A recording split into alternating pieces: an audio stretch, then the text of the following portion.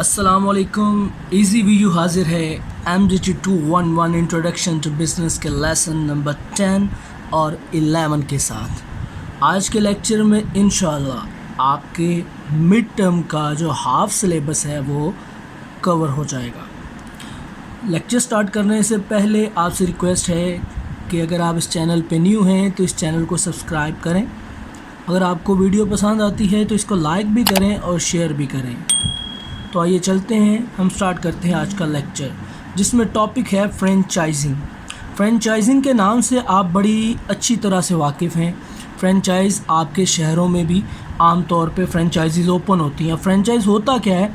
दो लोगों के दरमियान एक एग्रीमेंट होता है कि एक बंदा अपने बिज़नेस का नाम या ट्रेडमार्क यूज़ करने की इजाज़त देता है किसी दूसरे को। क्लियर?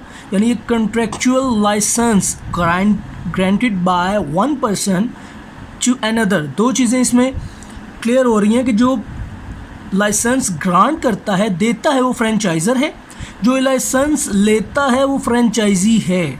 इसमें राइट्स क्या क्या मिलते हैं फ्रेंचाइजी को कि उसका ट्रेडमार्क यूज़ कर सकता है, उसका नाम यूज़ कर सकता है, उसका सिस्टम यूज़ कर सकता है और उसका मटेरियल पैक कर सकता है। क्लियर? अब ये इनका जो एग्रीमेंट होता है वो मैं आपको बता चुका हूँ। फ्रेंचाइज़र फ्रेंचाइजी लिखा है। इसके एडवांटेजेस क्या हैं? एडवांटेजेस ये हैं कि एक तो फ्रेंचाइज़र को अमाउंट मिलती है फ्रेंचाइजी की तरफ से। दूसरा, फ्रेंचाइजी को एडवांटेज ये है कि उसका एक बड़ा बिज़नेस चलाने का उसको मौका मिल जाता है किसी का नाम यूज़ करके। इसमें फेलियर रेट कम होता है जी दूसरे, क्योंकि ये वेल एस्टेब्लिश्ड बिज़नेस होता है, उसी का वो नाम यूज़ करता है किसी भी ब्रांड का। ठीक है, ये चीज़ें आपने देख ली हैं बस। इसके बाद डिसएडवांटेज क्या है जी कि इसमें कॉस्ट ज़्यादा लगती है, पैसा ज़्यादा लगता है, बंदे को नई सी बिल्डिंग बनानी पड़ती है, फ्रेंचाइज़र की डिमांड्स पे उसको ये सारा कुछ करना पड़ता है। ठीक है जी, और उसका कुछ ना कुछ हिस्सा जो है उसको फ्रेंचाइज़र को देना पड़ जाता है, ये भी इसका नुकसान है। और फ्रेंचाइज़र की तरफ से फ्रेंचाइजी पे बहुत सारी रिस्ट्रिक्शंस भी लग जाती हैं, यानी ये डिसएडवांटेज हैं फ्रेंचाइजिंग के। अब न्यू ट्रेंड बिज़नेस में क्या है? ई कॉमर्स का, इलेक्ट्रॉनिक कॉमर्स। ये जो आप ऑनलाइन बिज़नेस आजकल लोग कर रहे हैं बहुत ज़्यादा, पाकिस्तान में भी इसका रवाज बहुत ज़्यादा हो गया। ठीक है, ये सारा क्या है? E commerce. एयरलाइन की बुकिंग होती है, अब तो पाकिस्तान में रेलवेज़ की भी बुकिंग थ्रू मोबाइल आप कर सकते हो। आप अपनी पेमेंट्स पे कर देते हो, कोई चीज़ ख़रीदते बेचते हो, सारा ई कॉमर्स है। यानी ये नया ट्रेंड है बिज़नेस का पूरी दुनिया में। वुमेन इन बिज़नेस, आपको पता है अब मर्दों से ज़्यादा औरतों को जो है वो मौके दिए जा रहे हैं बिज़नेस में आने के, और बहुत सारी औरतें बिज़नेस कर भी रही हैं। ग्लोबल अपॉर्चुनिटीज़, इंटरनेट की वजह से ये जी दुनिया एक ग्लोबल विलेज बन गई है। आप पूरी ग्लोबल मार्केट में अब आपके पास एक्सेस है, आप कहीं से भी कोई चीज़ परचेज़ या कहीं पे भी चीज़ सेल कर सकते हैं। अब ये लोअर फेलियर रेट क्यों है, ये आप देख सकते हो कि उसका फेलियर रेट लोअर क्यों है। हम पहले डिस्कस कर चुके हैं कि ये इतना कामयाब क्यों होता है फ्रेंचाइज। लेसन नंबर 11 में success and failure of business. अच्छा जी, सक्सेस और फेलियर ऑफ बिज़नेस आपके माइंड में है, क्लियर है। सक्सेस क्यों होती है कि बंदे के पास इनफ नॉलेज है मार्केट का। फेलियर क्यों होता है? मार्केट का नॉलेज कम है। देखो ना, दोनों चीज़ें एक दूसरे के ऑपोजिट हैं। और बिज़नेस स्टार्ट करना, अगर एक्सपीरियंस नहीं है तो फिर भी बिज़नेस फ्लॉप। कंट्रोल नहीं है प्रोडक्ट प्रोड्यूसर का तो फिर भी फ्लॉप। कंज्यूमर की डिमांड नहीं पूरी कर सकते फिर भी फ्लॉप। आपका प्रोडक्शन प्रोसेस अच्छा नहीं है, आपकी कॉस्ट ज़्यादा आ रही है, आपकी वेस्टेज बहुत ज़्यादा है, कंप्लेंट हैंडलिंग आप ठीक से नहीं कर रहे, क्वालिटी लो है, कैपिटल इनसफिशेंट है, बैड लक आपकी चल गई, नेचुरल डिज़ास्टर, कोई कुदरती आफत आ गई। ये सारी वजूहात हैं बिज़नेस के फेल होने की। अब बिज़नेस की सक्सेस की रीज़न हैं, कुछ कंट्रोलेबल फैक्टर्स हैं, कुछ अनकंट्रोलेबल फैक्टर्स हैं। कंट्रोलेबल और अनकंट्रोलेबल ये इंपॉर्टेंट है पेपर के लिए इन दोनों चैप्टर में से। कंट्रोलेबल फैक्टर्स वो होते हैं जिन पे इंसान का अपना कंट्रोल होता है, जिनको वो कंट्रोल कर सकता है, इजाफा या कमी जिनमें की जा सकती है, जो उसके अपने हाथ में है। और अनकंट्रोलेबल जो उसके अपने हाथ में नहीं है। कंट्रोलेबल फैक्टर्स की वजह से सक्सेस कौन सी है? Response of market, ability to work, knowledge of market, knowledge of product, knowledge of, ये सारे इंसान के अपने हाथ में कंट्रोलेबल हैं। जो अनकंट्रोलेबल वो क्या है? लक, एक्ट ऑफ गॉड, अल्लाह के किया, आपके हाथ में नहीं है। लॉ ऑफ गवर्नमेंट भी आपके हाथ में नहीं है, और स्टेट लॉ और आपके मुल्क के कानून।